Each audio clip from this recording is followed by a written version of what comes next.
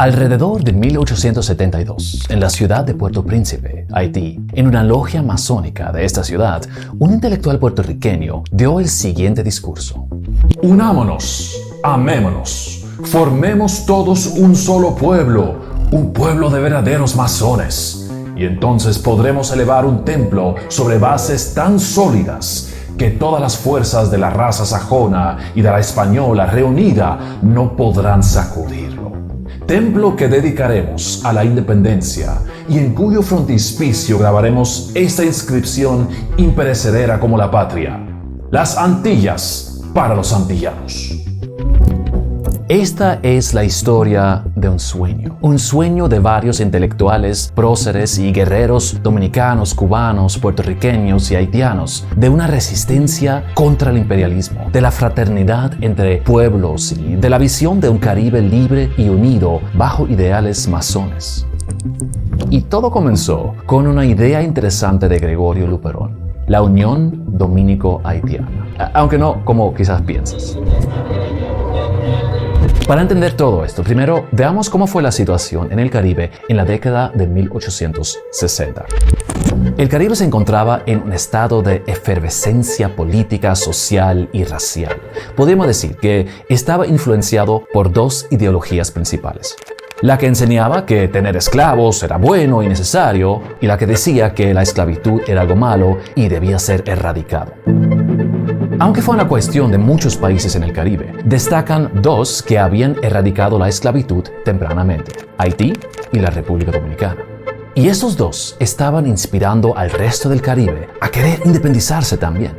La joven República Dominicana, aunque libre e independiente, enfrentaba tensiones internas y la constante amenaza de intervenciones extranjeras. Por otro lado, Haití, la primera nación del Caribe en abolir la esclavitud y declarar su independencia, enfrentaba sus propios retos. No era un país pobre ni débil, pero también estaba sumido en conflictos internos. Mientras tanto, Puerto Rico y Cuba aún estaban bajo el dominio colonial de España, donde la esclavitud todavía persistía, aunque surgieron movimientos independentistas por doquier. Pero desde el norte se avecinaba un nuevo enemigo. Un nuevo jugador había emergido en el escenario: los Estados Unidos. Para muchos antillanos, la amenaza de un nuevo imperio, esta vez a pocas millas de sus costas, representaba un peligro real que no se debía ignorar, porque este nuevo imperio estaba firmemente convencido de que el continente americano les pertenecía. En 1823, el quinto presidente de los Estados Unidos, James Monroe, emitió una declaración histórica que sentaría las bases para la política exterior de la nación. Fue conocida como la Doctrina Monroe, y básicamente el argumento fue ese: todo eso aquí es nuestro. No lo toquen o se meten en un lío. América para los americanos. Claro, en 1823 no tenían el mismo poder e influencia que algunas naciones europeas, y por eso muchos no los tomaron tan en serio. He's an American. Pero con los años su poder creció, y aunque tuvo sus propios líos internos, véase la Guerra Civil Estadounidense, para la década de 1860 se había convertido en una fuerza con la que había que contar. Los pensadores antillanos estaban plenamente conscientes que, si los Estados Unidos lo deseaban, podrían dominar el Caribe y por ende el resto del continente americano, perpetuando así nuevamente la esclavitud y la pobreza en la región para su propio beneficio, algo similar a lo que los imperios europeos ya de por sí habían hecho. Así que frente a este panorama, muchos de los pensadores de la época solo veían una solución posible para hacerle frente a este imperio: una unión de naciones antillanas. Esta idea no surgió espontáneamente de una sola mente. Varios pensadores habían llegado a la conclusión de que en la unión está la fuerza. El más temprano, posiblemente el cubano José Álvarez de Toledo, quien en 1811 puso a circular el ideal de una confederación de las grandes Antillas. Pero emerge aquí también la figura de Gregorio Luperón, un líder dominicano no solo en el campo de batalla, sino también en el terreno de las ideas. Criado durante los 22 años de dominación haitiana, al igual que muchos dominicanos, Luperón vivía con desconfianza hacia los gobiernos haitianos. Pero la Guerra de Restauración en 1863 cambió su perspectiva, porque Luperón recibió un apoyo extenso de Haití, en particular del presidente haitiano Fabre Chevreul. A Haití le convenía no tener un imperio cerca y poder estar aliado a otros países. Luperón emergió de la guerra como un ferviente nacionalista y abogó por una confederación dominico-haitiana que protegería la independencia y soberanía de ambas naciones en la isla. Pero mira, hay que aclarar la visión de Luperón. No estaba hablando de una fusión de territorios, no estamos hablando de eso, de crear un país unido, una isla, por decirlo así, indivisible. No. Lo que Luperón quería era una confederación. Eso es algo muy diferente. Y Luperón no estaba solo, a su lado estaban varios otros amigos y pensadores, entre ellos el prócer puertorriqueño Ramón Emeterio Betances. Nacido de un padre dominicano y madre puertorriqueña, Betances se había destacado como médico e intelectual en Puerto Rico y su historia bien merece su propia serie de videos. Al igual que Luperón, Betances soñó con una confederación. Sin embargo, su visión fue más amplia e incluyó a Puerto Rico y Cuba.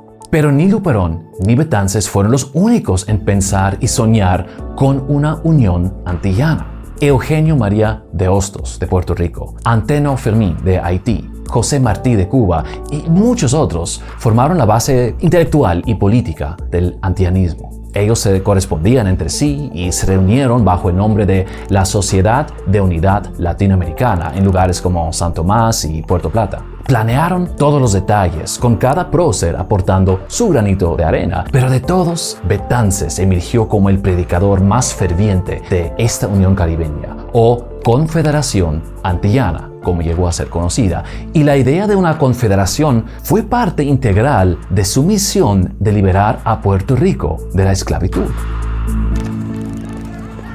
En la noche del 23 de septiembre de 1868, un grupo de rebeldes puertorriqueños, inspirados por las ideas revolucionarias de Betances, se levantó en el pueblo de Lares contra el dominio español. Aunque Betances no estaba físicamente presente, su espíritu y visión estaban firmemente arraigados en el corazón de la revuelta y representado en la bandera que él había diseñado.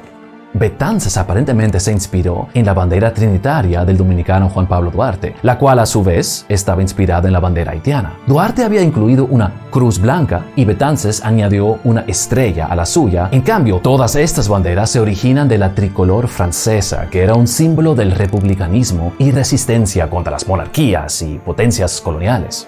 Pero, como suele pasar con las revueltas, las fuerzas españolas sofocaron el levantamiento, que llegó a ser conocido como el Grito de Lares. La bandera de Betances fue prohibida y el movimiento independentista enfrentó un revés.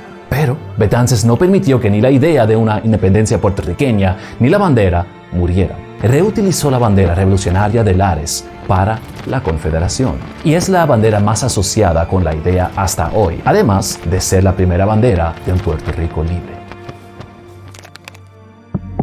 Bajo las visiones de Betances, Luperón, Bonneau, Hostos, Firmín, Martí y otros, la Confederación Antillana se había manifestado como una unión de naciones caribeñas, cada una manteniendo su soberanía, pero colaborando en temas clave como la defensa, la política exterior, el comercio y la educación.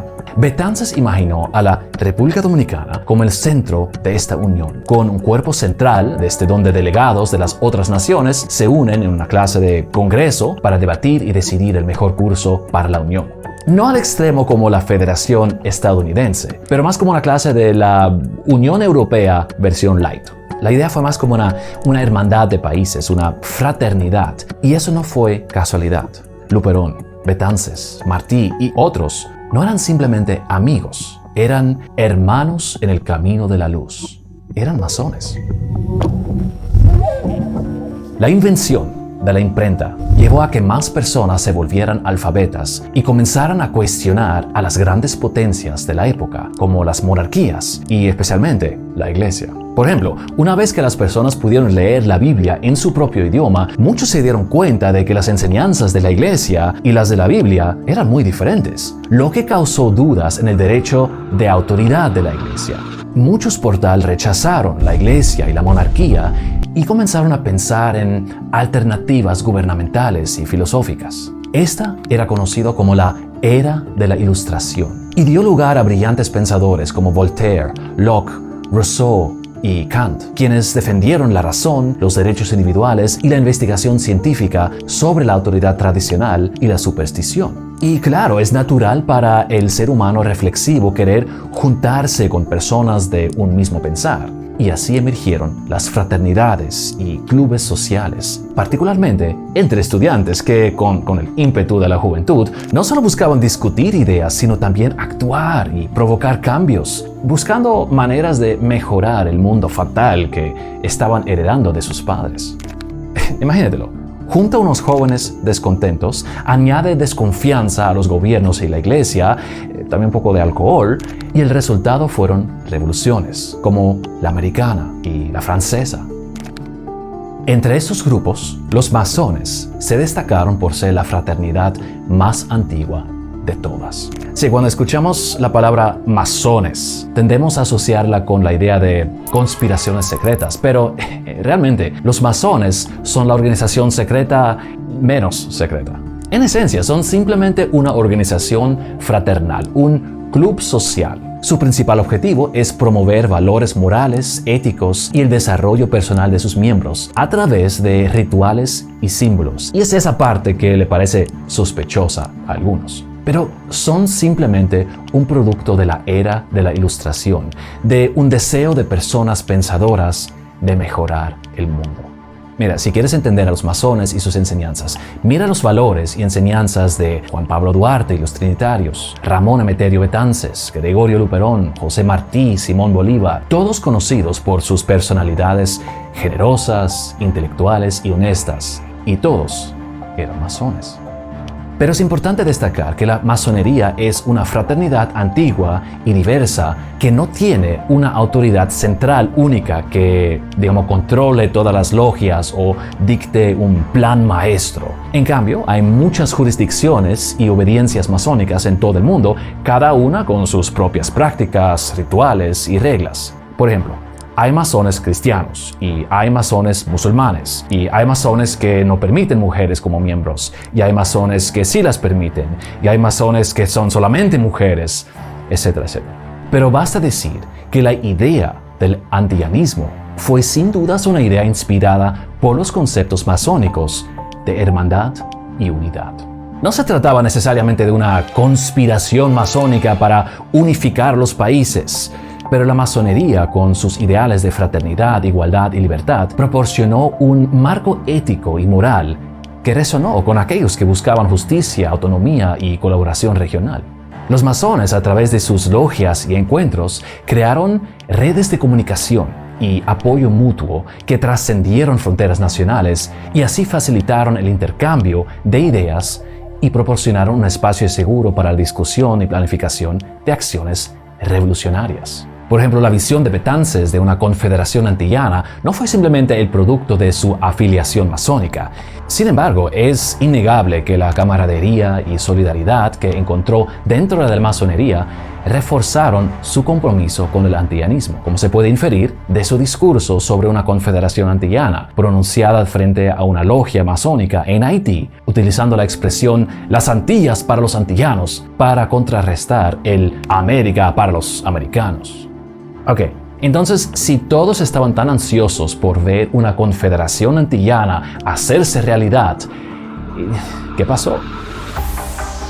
Primero, se puede argumentar que, en cierto modo, la utopía de una confederación antillana sí existió tanto en la mente de sus proponentes como en sus acciones.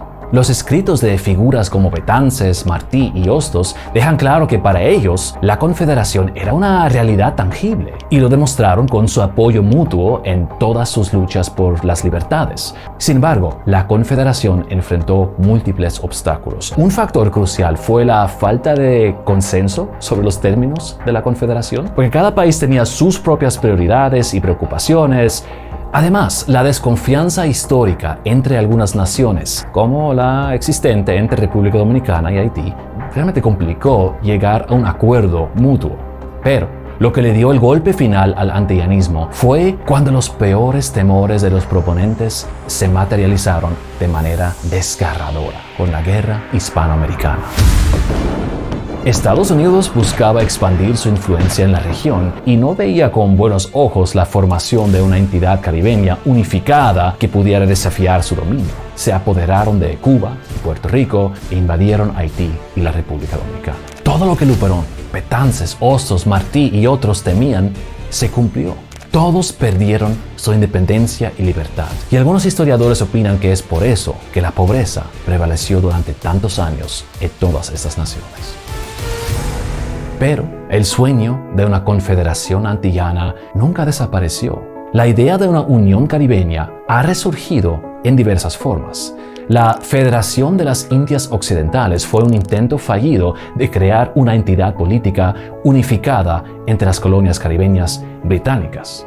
Más tarde, en 1973, se estableció la Comunidad del Caribe, CARICOM, con el objetivo de promover la cooperación entre los países miembros. Paralelamente, se organizó la Organización de Estados Americanos, la OEA, aunque con un enfoque más amplio en el continente americano entero. Estos esfuerzos pueden considerarse sucesores espirituales de la Confederación Antillana. Hasta hoy, pensadores modernos debaten las ventajas que una Confederación Antillana hubiese traído, y el antillanismo como tal es visto como una posible solución a los problemas del Caribe. Pero, ¿era una buena idea la Confederación Antillana? Tomando en consideración todos los países involucrados, incluyendo Haití, ¿hubiera sido una buena idea? ¿Se hubiera dado? ¿Se no se hubiera dado? ¿Qué piensas tú?